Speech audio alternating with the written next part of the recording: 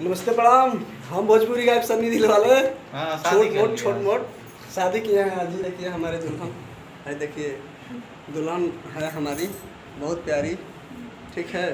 और देखिए यही शादी कराए हैं विपिन यादव जी, जिनका चैनल है विपिन ऑफिशियल। फालतू काम नहीं करते हैं। अरे और शादी कराए हैं जबरदस्ती से, कह रहा है कि बाबू शादी नहीं करोगे तो ऐसा वैसा कर देंगे।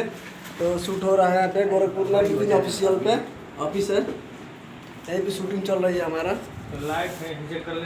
देखिए देखिए सभी लोग हैं, अब देखिए शूट हो रहा है, गाना हमारा है एक बार छिकनी कस के रे अरबा सर दे मौगी भाग गई, इसी गाने का शूट चल रहा है, ठीक है। क्या हाल चाल? सब बढ़िया सर जी। चलिए भैया, हमारे शिव चरण भैया आइए थोड़ा लाइव में।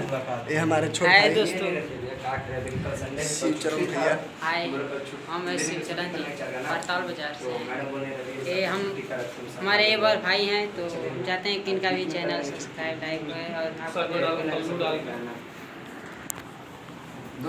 देखिए शूटिंग चल रही है।